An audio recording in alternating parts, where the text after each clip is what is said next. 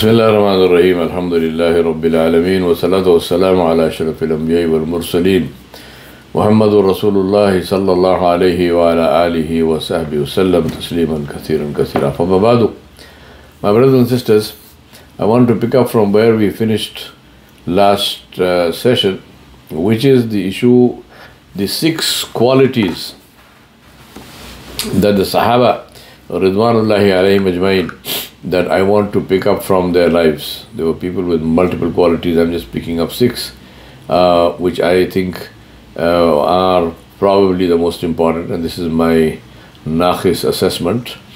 And I'm picking them more not because I think they are more or less important, but because these were present in the lives of all of them. There were people, there was individuals with other qualities which were specific to them, very special to them, and their fadail, but these 6 were common to all of the Sahaba Ridwanullahi alayhim ajmain, so they could be called as qualities that describe the culture of the Sahaba as the blessed companions of Rasulullah sallallahu alaihi wasallam. Quick list to enumerate: Iman and Yaqeen, knowledge and action, brotherhood of faith, handling of ikhtilaf, of differences of opinion, willingness to invest in Islam, and the 6th one is da'wah, which is to convey the message of Islam to the rest of the world. We briefly mentioned Iman and Yaqeen last week, so I just want to touch on that and start and go back there and start from there. Allah subhanahu wa ta'ala mentioned these 2 words, Iman and Yaqeen, in the Quran, right in the beginning, in the first ayat of Surah Al-Baqarah, where Allah subhanahu wa ta'ala said, الَّذِينَ يُؤْمِنُونَ بِالْغَيْبِ وَيُقِيمُونَ الصَّلَاةَ وَمِمَّا رَزَقْنَاهُمْ يُنْفِقُونَ. And then he said, وَالَّذِينَ يُؤْمِنُونَ بِمَا أُنزِلَ إِلَيْكَ وَمَا أُنزِلَ مِنْ قَبْلِكَ وَبِالْآخِرَةِ هُمْ يُوقِنُونَ. Allah subhanahu wa ta'ala said, Jalla Jalaluhu, in the ayat, the ayah number 3 and 4 of Surah Al-Baqarah, Allah subhanahu wa ta'ala said, He mentioned the Sahaba, He mentioned the believers, and He said, Jalla Shanuhu, they are those who believe in Al-Ghaib, in the unperceivable. I do not use the word unseen, because there are many ways of perception, and if something cannot be seen, but if it can be perceived in any other way, it cannot be called ghaib. For example, the air we breathe, we cannot see it. It's not in the ghaib, it's in the alam shahada, because we can perceive it, we can see it, we can feel it. In many, you can even hear it when the wind is blowing, and so on, in many different ways. So it is not part of Al-Ghaib. So Al-Ghaib is something which is completely unperceivable by any means whatsoever, and will remain unperceivable. It is not something which can be discovered at some point in time. For example, the conditions in the grave. For example, what happens on the Day of Judgment. For example, what happens when we are gathered before Allah subhanahu wa ta'ala. What happens as we cross the Sirat. The actual situation of Jannah and Jahannam. May Allah protect us from Jahannam. All of these and more are things which are in the ghaib. They are unperceivable. We only know about them to the extent that Allah subhanahu wa ta'ala chose to inform us. What Allah did not inform us, we do not know, we don't speculate, we don't imagine, and so on and so forth. So Allah subhanahu wa ta'ala said, these are the people who believe in Al-Ghaib, the hereafter, and they establish As-Salah, and they spend out of what we have provided for them. And they are those who believe in the Quran and the Sunnah, which has been sent down to you, O Muhammad sallallahu alaihi wasallam, and in that which were sent down, the books which were sent down before you, that these books are or were from Allah subhanahu wa ta'ala, and they believe with certainty in the hereafter. Now, a couple of disclaimers here, which is that the believers are those who believe that the books of Allah Jalla Jalaluhu, which were sent before the Quran was revealed, and we know about a few of them. We know about the Zabur, which does not exist anymore, which was sent to Dawud alayhi salam. We know about the Suhuf Ibrahim, the books of Ibrahim alayhi salam, which were sent to him, which also do not exist. We know about the Injil, about the Torah, the book that was sent to Musa alayhi salam, and we know about the Injil, which is the book that was sent to Isa alayhi salam. Both the Torah and the Injil exist, but not in their original form. They have been changed. So here we are saying that we believe in the book as it was revealed. So we do not believe in whatever it has become. It has been made. We don't believe in the changes. We do not combine the word of Allah with the word of any human being, no matter how learned or no matter how eminent that human being may have been or may have been considered to have been.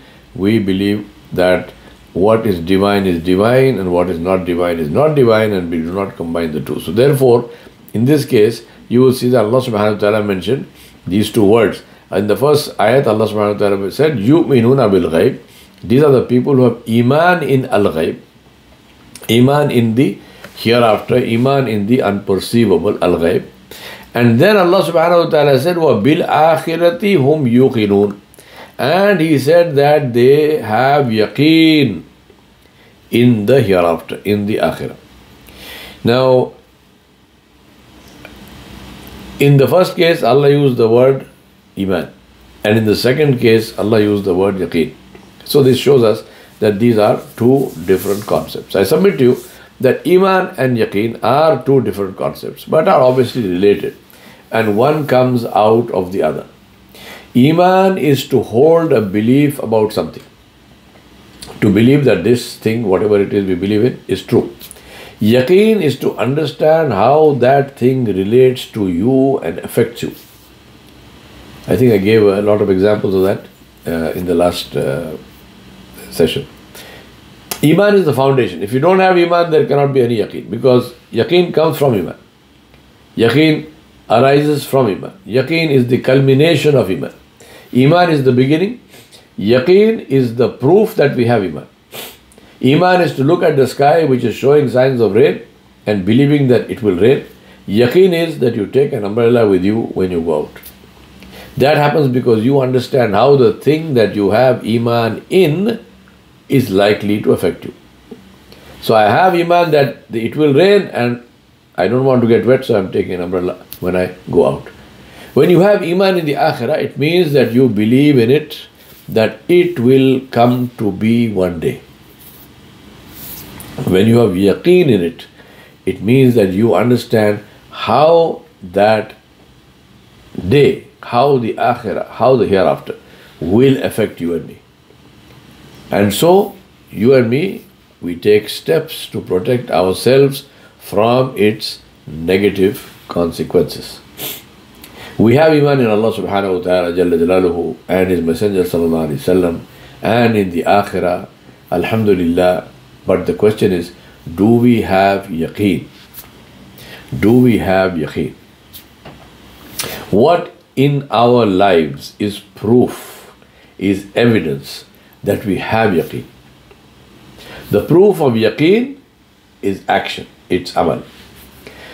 If our lives don't show signs that we are taking action to prepare ourselves for the Akhirah, then it means that we don't have yaqeen in it, though we may have iman. But it is yaqeen that Allah subhanahu wa ta'ala mentioned as the characteristic of the muttaqi, as the characteristic of the person of taqwa. Remember, all the promises in the Quran are for the muttaqoon, people of taqwa, not merely the Muslimun, people who have just entered Islam. No, promise is for the muttaqi. The Sahaba had yaqeen in a way that perhaps we cannot even imagine. For them, the akhirah was as real as the dunya or more. Sayyidina Ali bin Abi Talib radiallahu anhu used to say that if the Jannah and the Jahannam were brought in front of me and I was looking at them directly, there would not be any change in the level of my iman. Meaning, I already believe in them with that level of certainty that it cannot be increased. May Allah grant us iman like this. And that's the reason why we see so many examples of the Sahaba giving preference to the akhirah over the dunya in every way, in every action. And they didn't stop. They didn't say, okay, I've done this one, I'm good for that, I need not do anything more. No. Now this is what we need to develop in ourselves. Interestingly, when they invested in the akhirah, Allah subhanahu wa ta'ala gave them the dunya anyway. But they got it as a gift, not at the cost of their akhirah. They did not pay for the dunya with their akhirah. They got it as a gift. Now that is the secret of success. This is like getting upgraded to first class when you buy an economy ticket, right? But remember, nobody who does not have a ticket gets upgraded to first class. Upgraded automatically means that you already have a ticket in that airline. Now, my question here is that, alhamdulillah, when we say we have iman, if we bring it to the level of yaqeen, and then we invest with Allah subhanahu wa ta'ala, then we will get the reward that Allah subhanahu wa ta'ala promised. Because the promises of Allah subhanahu wa ta'ala are all true. Yeah? I know we all believe these things, but the question here is, do we believe in it enough to be able to show this to Allah subhanahu wa ta'ala as evidence? So in this context, I want to mention and remind myself and you about the story of two of these Sahaba. Two of the Sabiqun al-Awwalun. Two of the ones who, even among the ones who were the first, these two were in the first ranks of those who were first. Sumayya bint Khayyat radiallahu anha and her husband Yasir ibn Amir radiallahu anhu. Sumayya bint Khayyat radiallahu anha, she passed away in 615 CE, is known in Islamic history as the first person to be martyred, the first person who gave her life for having accepted Islam in pre-Hijrah Makkah. Sumayya radiallahu anha was Ethiopian, and she was the wife of Yasir bin Amir and the mother of Ammar ibn Yasir. Both well-known early entrants into Islam.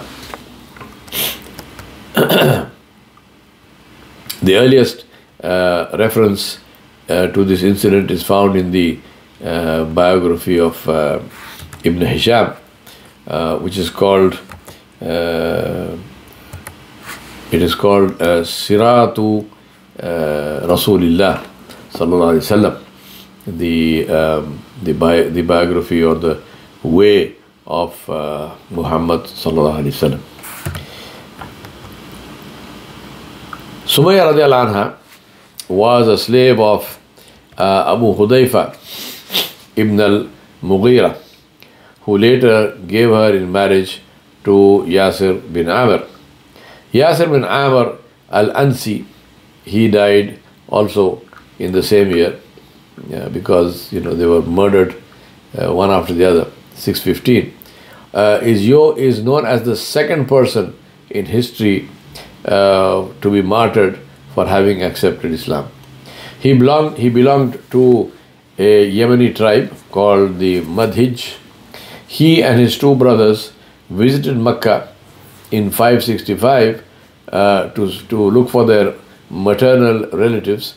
Instead of returning to Yemen, Yasir radiallahu anhu settled in Mecca under the patronage of Abu Hudayfa ibn al-Mughira,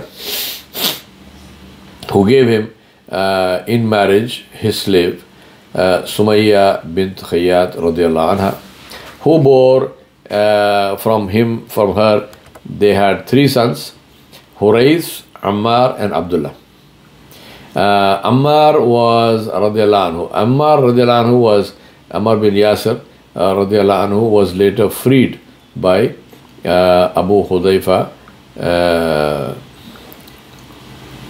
ibn al-Mughira radiallahu anhu. Yasir, Sumayya and Ammar radiallahu anhum were among the first converts to Islam, and all converted to Islam between 610 and 630. Rasulullah received the first revelation in 610.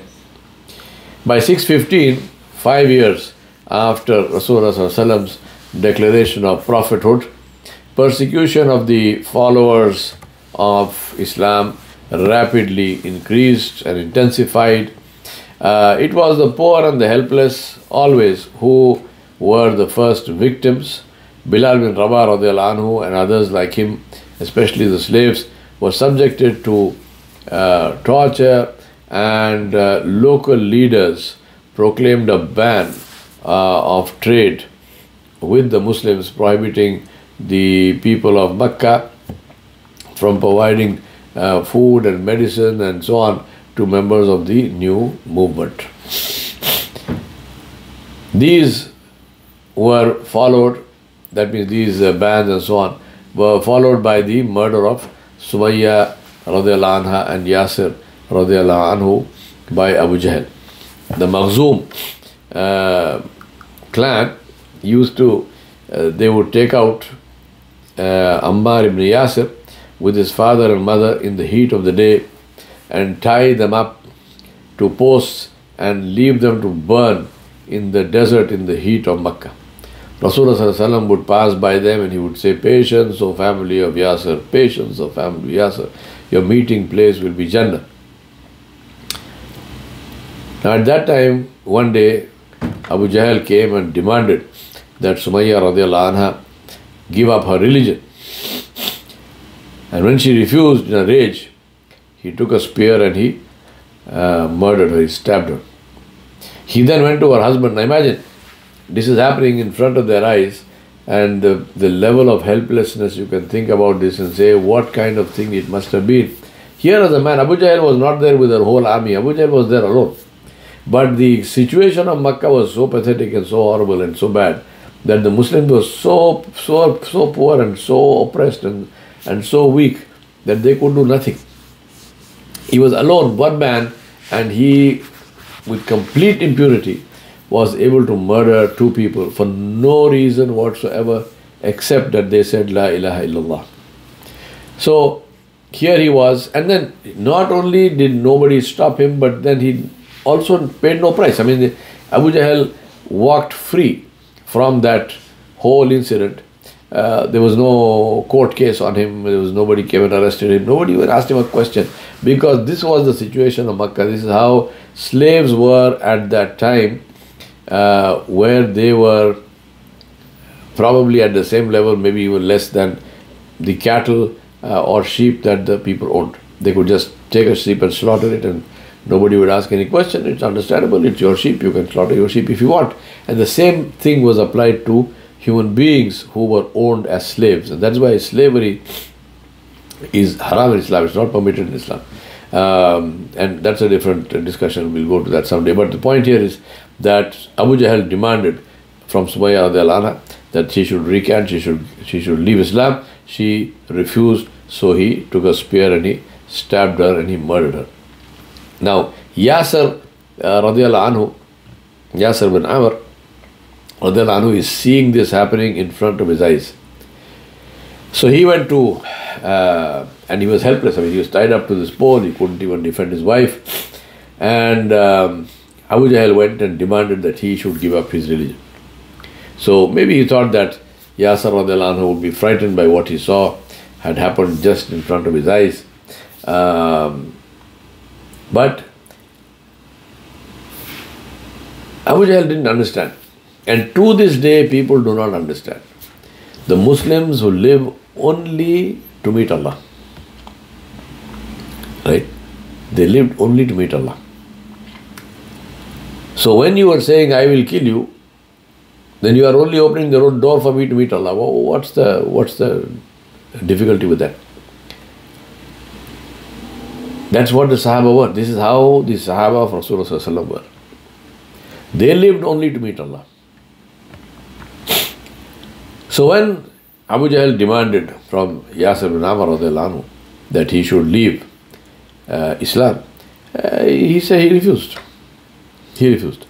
So Abu Jahl, now imagine the level of hatred, the level of how Shaitan takes people to such levels. Abu Jahl didn't just stab him. He got 4 horses, and he got, now obviously by then he has helpers, because all of this stuff he couldn't have done it on his own. So there are people who are helping him to do all this. And obviously I'm sure there must have been a crowd of people watching, but nobody to raise a voice or raise a hand to stop this gross injustice, this terrible thing that is happening in front of their eyes. We see evidence of this happening to this day, and we will look, if you look at history, you will see evidence of this throughout history, where people have been persecuted because they said La ilaha illallah, and the world watched in silence. Doesn't matter, because this life is a temporary period that will end no matter what. No matter how so-called good it is, or no matter how so-called bad it is, it will end. وَالْآقِبَةُ لِلْمُتَّقِينَ, and the hereafter is for the people of taqwa. And السابقون الأولون من المتقين, Sumayya bint Khayyat and Yasir bin Amr radiyallahu anhuma. They are the best of the best. So Abu Jahl got him, they threw him on the ground, they tied a horse each to each of his limbs, hands and feet, spread eagle like that, and they drove the horses. So his limbs are ripped out of his body. He's still alive. Now the torso without the arms and the legs. Imagine the joints, they're ripped out. And he died saying, Ashhadu an la ilaha illallah wa ashhadu anna Muhammadan Rasulullah. Now these 2 shahada happened in 615. Brothers and sisters, think about this. The first shaheed in Islam is a black African woman. Alhamdulillah. Allah subhanahu wa ta'ala is watching this happening in real time. Rasulullah sallallahu alaihi wasallam knows it is happening, or he knew after it had happened. I don't know exactly the exact timing of that. But whatever be the case, the point is that Allah subhanahu wa ta'ala chose to let it happen. Rasulullah sallallahu alaihi wasallam could not stop it. Because the purpose is more than saving a life of one individual there.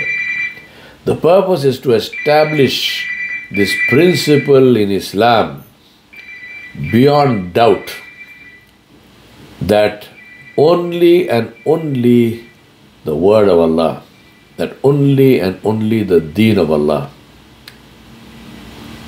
is supreme. Nothing supersedes that, not even my life and your life. If the choice is between our life and the deen of Allah, then the deen of Allah will be supreme. Now Allah subhanahu wa ta'ala mentioned this tendency in the enemies of Islam to kill a person only because he or she is a Muslim. In the story of Musa alayhi salam, Allah subhanahu wa ta'ala said, وقال رجل مؤمن من آل فرعون يكتب إيمانه أتقولون رجلا أن يقول ربي الله وقد جاءكم بالبينات من ربكم وإن يكو كاذبا فعليه كذبه وإن يكو صادقا يصبكم بعد الذي يعدكم إن الله لا يهدي من هو مسرف كذاب. Allah said, and a believing man of Pharaoh's family. Al-Pharaoh, this term is used for family, it's also used for people. So a believing man from the people of Pharaoh, who hid, he may have been from the family or not, but from the people of Pharaoh, who hid his faith at that time when they announced and they declared a bounty on Musa alayhi salam. He said, would you kill a man because he says, Rabbi Allah, then my Rabb is Allah? And this man has come to you with clear signs, evidence from your Rabb.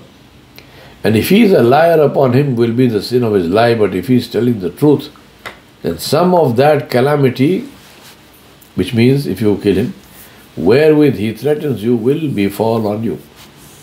Verily Allah subhanahu wa ta'ala does not guide the one who is a musrif and kadhab, a transgressor and a liar. The first victims of pagan aggression were those Muslims who had no tribal affiliation in Makkah. Yasir radiallahu anhu and his wife Sumayya radiallahu anha and their son Ammar radiallahu anhu, they had no tribal affiliation in Makkah. They were foreigners in Makkah. They were from Yemen, and Sayyidah Sumayya radiallahu anha was from Abyssinia, and they had no one to protect them. They were not members of any tribe, and so on. So they were, it was free, open season on them. Now those Muslims who were killed in the battles of Badr and Uhud had an army to defend and support them. They were fighting in the army. But Yasir radiallahu anhu and his wife had no one to defend them. They did not bear arms, and they were the most defenseless of all the martyrs of Islam. By sacrificing their lives, by investing their lives in the future of Islam, they highlighted the truth of Islam. And they built strength into its structure. They made the tradition of sacrifice and martyrdom an integral part of the ethos of Islam. The thing that people forget,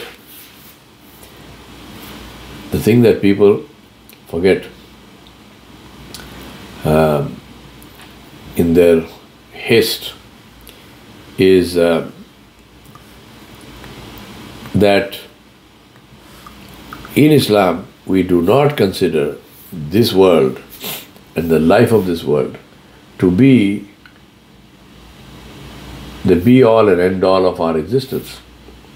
In Islam, the life of this world is only a piece. It is a short duration in the entire continuum of life of our existence. Our life began, our existence began in the ilm of Allah, in the knowledge of Allah subhanahu wa ta'ala when He decided to create us. And from there we lived, we stayed there. This is beyond time, so there's no question of putting any number of years to that. So we were in the ilm of Allah as long as Allah wished. And then Allah sent us into the alamul arwah, the world of the souls. And we stayed there for as long as Allah wished. And then from there we were sent into the wombs of our mothers. Our mothers bore us, they are not our creators. And then we came out into this world. And we are now living in this world. And by looking at somebody and counting that person's number of years, you cannot say so-and-so has lived most of his life, so-and-so has just started his life. We don't know, because we don't know the ending. A person who may be 5 years old may be at the end of their life. A person who is 95 years old may still have many years left. Allah knows best. And that is why the sensible thing, the wise thing is to consider every day to be our last. And to live our lives in a way as if this day and this action and this word and this decision is my last decision. What do I want that to be? Do I want that to be a decision, an action of obedience, or do I want that to be an action of disobedience? Imam Shafi'i rahmatullahi alayhi said, our life is an instant. He's talking about the whole life. He said, our life is an instant. Let it be an instant of obedience. That's the choice we have. We do not have a choice of what happens in our lives. We have a choice of our response to that. Do we respond to that with obedience, or do we respond to that with disobedience? I ask Allah subhanahu wa ta'ala to help us to understand the lives of the Sahaba Ridwanullahi alayhim ajma'in, who Allah subhanahu wa ta'ala created as an example, a generation, as an example to the whole of mankind. And we ask Allah subhanahu wa ta'ala to keep us on the path that they walked on, because that is the path of success, that is the path of guidance, that is the path which insha'Allah, bismillahi ta'ala, leads to Jannah. Wa sallallahu ala nabiyil kareem wa ala alihi wa sahbihi ajma'in bi rahmatika ya arhamar rahimin wa alhamdulillahi rabbil alamin.